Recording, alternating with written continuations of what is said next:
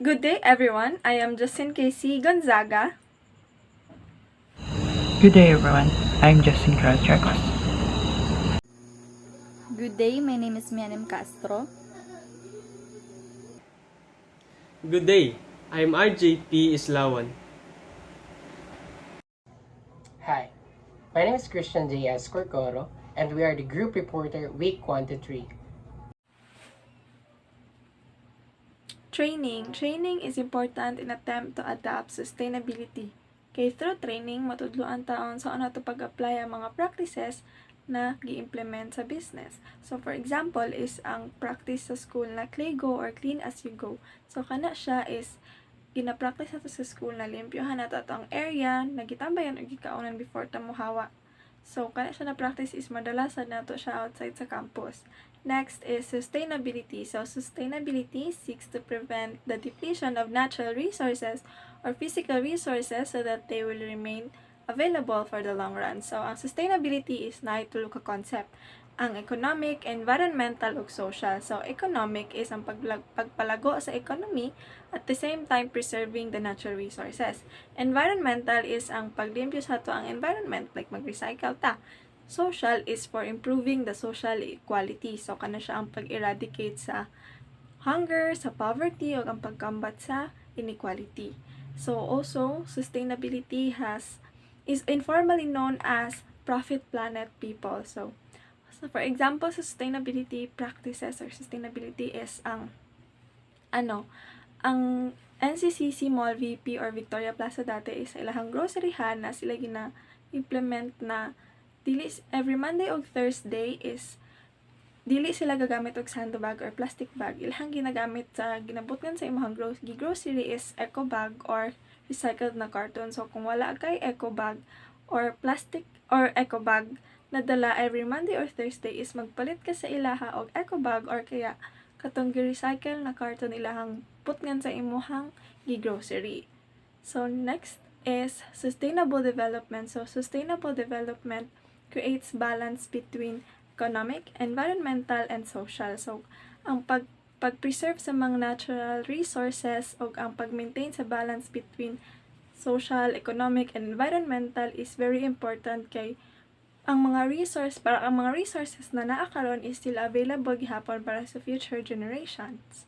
Next is air travel. So air travel is a major contributor in climate change kay ang gas na gina-release na gikan sa eroplano is poisonous siya and makapollutant siya sa atmosphere and makadaot siya sa ozone layer. So as much as possible, if mag-air travel ka, as much as possible, direct flight imuhang kwaon or kaya kapag kaya mag-land travel is mag-land travel na lang.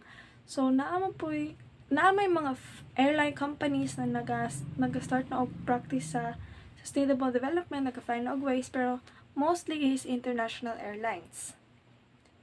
Next is hospitality businesses. So hospitality businesses like hotels, resorts, and restaurants kay dako siya tabang diba sa economy. Pero dako siya og negative impact sa environment. Kay ang mga ginakonsume na energy kay grabe ang ginakonsume na energy sa hospitality businesses o ang basura sad na gina-produce nila is grabe sad. Pero nanay mga hospitality businesses karon na that starts to implement sustainable practices. So next is hospitality sustainability. So hospitality sustainability is the sustainable practices in the hospitality industry. So nanay mga hotels and resorts na naga-start na og gamit og solar panels og LED lights, and then na pa restaurants na tanom na sa ilahang backyard na para if need na nila or kailangan nila is mag-harvest na lang sila dito if ready to harvest na to ilahang mga gipantanom. So in that way, less na ang ma-consume na energy o less na pod ang maprasura na ma-produce. Next is transparency. So transparency is also important in any businesses. Kay through transparency, ginapakita jud sa mga tao na ginabuhat or ginasunod jud nimo ang mga gina-promote nimo or gina-claim nimo sa imong business. So dili lang siya kay taman sa storya kay lain sad kaayo na gina-promote nimo na naga-practice mo ginana tapos dili pag ato sa customers inyo or sa guest sa inyong establishment is dili day tinuod, so ma-discourage ang guest, at the same time mawala ang trust sa guest sa imong business. So kay also pod ang transparency is ang commitment nimo sa imong business. Thank you.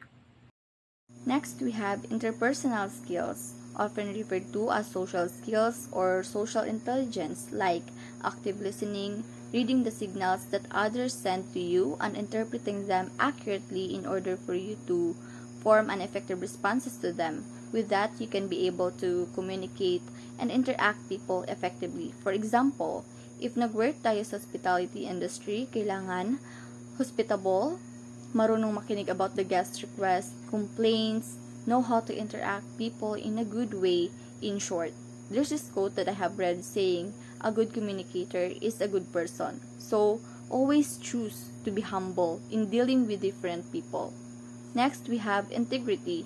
This means being honest and having strong moral principles or being consistent in his or her actions. A person with integrity behaves ethically and does the right thing even behind closed doors. For example, you are hired in a company or industry. Yung iba kapag bago pa sa work, they always tend to do their best. Pero pag medyo matagal na, kikilos na lang sila when there is someone na nakatingin sa kanila. In short, they don't have that integrity with themselves. Next, we have willingness to learn. Every one of us doesn't know everything, so we need always to provide ourselves a space for new learnings.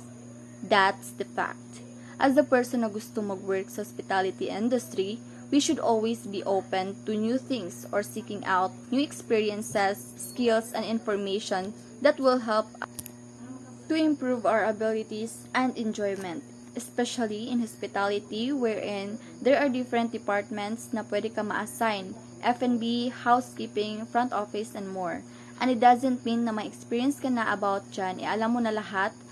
So, it's better for you to be open kasi may kanya-kanyang diskarte yan in order for you to do the job well. By that, your skills will grow and bloom, just like you do. Next, we have professionalism. Professionalism, it doesn't only mean wearing a suit or carrying a briefcase. Rather, it means conducting oneself with responsibility, integrity, accountability, and excellence. As a professional, you need to communicate with people effectively and appropriately. In short, in a good tone, and always finding a way to be productive in front of them. For example, it's about work, like on time. As a professional, you need to know your responsibility when it comes to your work. Having a good attitude towards colleague, manager, especially to the guests, you need to talk to them humbly. Kasi ang isang tao, hindi nasusukat ang pagiging professional kung nakasuot ka ng formal na damit, kundi kung sa paano mo ginagampanan ng maayos yung responsibility mo as a person, as a colleague, and as an employee. Next, we have responsibility as what we are talking. Means being responsible in every action that you do. For example, you're working in a hotel, so it is important that the guest will see how responsible you are, that they can be able to depend to you. Like, hindi mo na kailangan utusan or hindi na kailangan na i-approach ka pa before you make an action to the things na dapat ikaw na mismo mag-ask if they need help or any assistance. For example, to their luggage or things. So, next we have, should be informed. You must be aware of the needs and preferences of the guest in order for you to provide what they need and give what they want to have. For example, sa business, in order for you to sustain your business, you need to go with the trend. You should be informed kung ano yung gusto ng mga tao or customer for you to provide them what they need and what they want. In hospitality, on the other hand, for example, na-assign ka to the front desk, then may gustong mag-book ng rooms for reservations. Then the guest will ask what you can suggest or what room you can suggest to them. So you need always to be informed what are the rooms that the best for them, for the guests, in order for you to have the sales. Because if you don't know, If you are not informed about anything, you can't provide the guests what they want to hear from you. Last, we have cultural sensitivity. We always need to consider this one. We must be aware that the guest came from various cultures and thus ways of interacting accordingly. We need to respect each other's cultures' differences in a way that we need to follow and act kung paano yung practices nila. Not necessarily na i-adapt mo talaga, but for example, magkaroon ka ng guest sa hotel na from other country or guest came from different tribe. So you need to be sensitive with para hindi ka maka-offend ng guests or even katrabaho mo if they have different cultures practices. So that's all. Thank you for listening. Once again, I am RJ Islawan, and my topic are all about sustainable hospitality and the major issues facing the hospitality industry. First is the sustainable hospitality. When we say sustainable hospitality, it is the application of sustainable practices in hospitality and hotel operations and compliance with environmental, social, and governance principles, which also help both the industry as well as the society. These practices will prepare us for our career as we in the hospitality industry by teaching us on how to run a successful business. How can we promote sustainable hospitality? So, let us proceed. We can promote sustainable hospitality through also the relevance of the hospitality industry for the sustainable development of our society. As you can see here, I highlighted the three main factors of the relevance of the hospitality industry for the sustainable development of our societies. First is the products, second is the services, and the operations. It's because we all know that the hospitality industry depends on products, services, and its operation that could offers to the guests, which also help the sustainable development of our society. For example, in products, through buying local produced products or using local sources. Second is by eliminating plastics, which could prevent the pollution and also maintaining the eco-friendly practices. Second is the services. It includes cutting down on food waste. It reduces wasted of food, thus great things for our environment. It could save also the resources such as the land, water, energy, and labor that go into growing, storing, processing, distributing, and preparing that food. Second is the using of organic amenities. It includes using of products made of all natural ingredients and no harsh chemicals.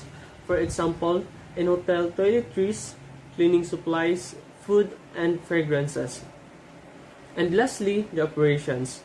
It includes minimizing of water usage, conserving energy, create a paperless establishment or hotel to reduce carbon emissions, which is also great to our climate. Many people perceive green to be a synonym for sustainable when referring to certain items or decisions. Green energy is energy that is both renewable and long-term. That's why green growth is the economic growth that promotes the long-term development of our civilizations. Before we proceed to our next topic, now let's move on the major issues facing the hospitality industry. First is the implementing of technology. Implementing of technology is also a major issue faced by the hospitality industry, especially nowadays. This is because some customers are not good in technology, and it may be difficult for them to process their inquiries, especially when booking in a hotel, resort, airlines, etc., because it has a lot of process and mostly it is done via signing up through link or website on the internet. However, if the technology system also is not in place or down, since we are now in modern days, it may disrupt the entire production system. Thus, companies must have backup plans in place to be prepared for any challenges that may arise in the realm of technology. Second is the reputation management. Reputation management, it is important in any businesses. It's because this is the practice of influencing stakeholder perceptions and public conversations about an organization and its brands. It includes monitoring perceptions and conversing, responding to reputation threats, and proactively seizing opportunities to boost reputations. That's why some of the company or businesses offers customers or providing companies online evaluations through comments, ratings, and images and online platforms to develop more ideas and strategies to cope more customers. Third is retaining and attracting employees. We all know that one of the most significant aspects of a company success is its personnel, who make it productive and dependable in terms of providing services and products with our guests. That is why they will not only encourage employees to stay with us, but also raise worker efficiency and engagement, leading in higher revenue. The sector is expanding, with more people projected to be employed each year. Thus, in order for businesses to stay competitive, they must guarantee that they have personnel with great traits, abilities, and expertise. The fourth major issue faced by the hospitality industry is the environmentally friendly practices. It's because most resorts, hotels have a lot of waterways from long guest showers and huge pools. In restaurants, they use water for dishes and often the machines are not efficient at saving water. Energy usage, this impacts all organizations in the hospitality industry. Kung hindi natin maagapan ang ganitong practices, ay may posibilidad na masisira ang ating environment at could lead climate change. Now let's move on to the fifth issue faced by the hospitality industry is the personalizing customers experience. Hindi talaga natin maiiwasan na meron mga customers at guests nowadays demand to be recognized and handled as individuals instead of being treated as numbers in a system of operations. To maintain and meet the guest satisfaction as we in the industry, it is very important to preserve a competitive advantage. The industry must always develop new and inventive approaches that customize a customer's experience. The last issue faced by the hospitality industry is the loyalty programs. To gain loyal customers and guests, the industry competes to provide the best deals products to the clients. It's because customer satisfaction is one of the ultimate goal of the organizations. This is the end of my topic. Today guys, I'm going to discuss on how to sustain a hotel. On how to sustain a hotel, there are three practices which are the reuse and recycle, drain, and lastly go with vendors who green. So first is reuse and recycle. This is really important. These kind of practices when you handle or sustain a hotel. This is because it can help to reduce waste, conserve resources, save money, and it can enhance the image and reputation of a hotel. And second one, the drain. This kind of practice is the most crucial when it comes to the hotel industry. Hindi ka naman basta-basta makakapag operate ng isang hotel kung hindi well trained ang iyong mga employees. When you are a good manager, you must train your employees or staff on what are the core values of your hotel and what are the easiest way to perform their duties. It is because of this it can lead to successful and sustainable hotel. And for the last one is the go vendors who green. For me, ito yung pinaka-interesting and pinaka magandang practices para gawin ng mga manager or hotel owners. Ito yung mga hotel owners na imbes na mag-negotiate sa ibang bansa para bumili ng mga foods or things para sa kanilang hotel, mas pinipili nilang makipag-negotiate sa mga local farmers or regional farmers within the particularly area. Like for example, ang Samal Island, ang mga resort owners sa Samal Island, mas pinipili nilang makipag-negotiate sa mga local farmers and like mangingisda and mga tao doon para magtrabaho sa resort nila. Sa pamamagitan nito, mas makakasave sila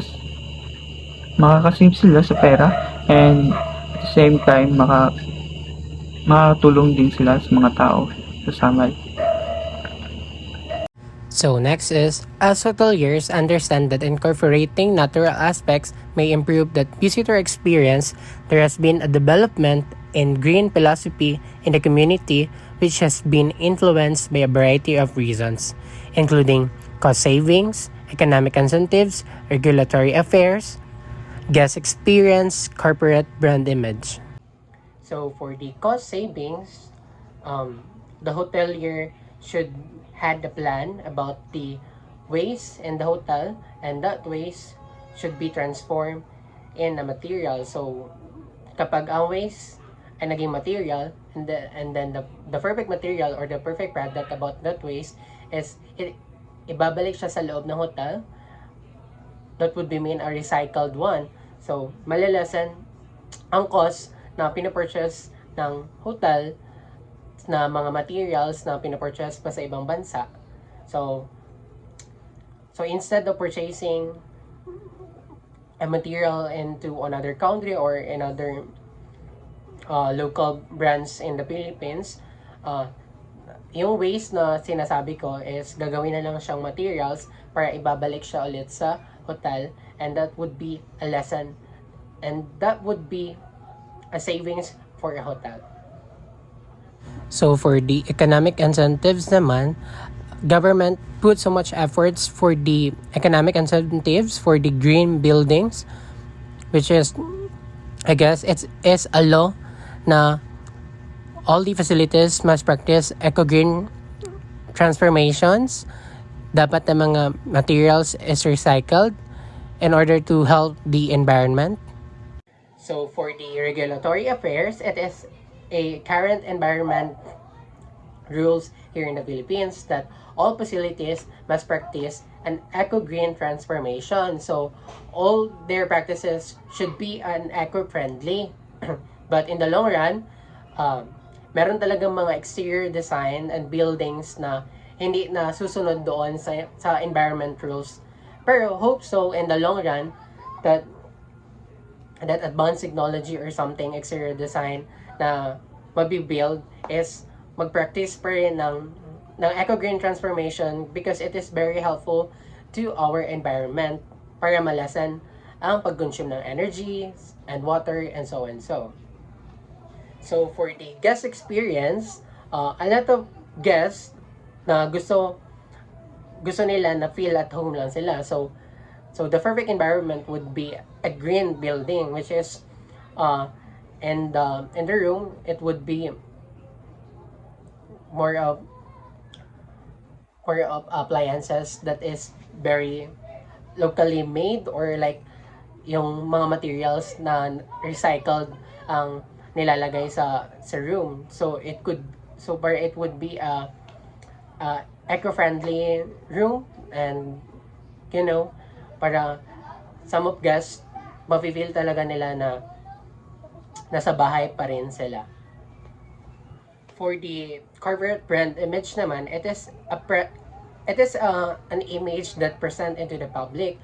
So a lot of establishments would have a first impression about their businesses. Like for example, sa Jollibee, what is their corporate brand image kapag binabanggit ang pangalan na Jollibee, which is the chicken. I don't know aside from it, basta ang alam ko, pag once Jollibee, ang corporate brand image talaga nila is the chicken, which is the best chicken in the Philippines, nga ika nila. Then, for the hotels, like for the example, for the Park Inn, ang corporate brand image nila ngayon is the waste into materials. That is a brand image na magtatatak sa public in order to gain some people or mahook na people na mano ang kanilang image.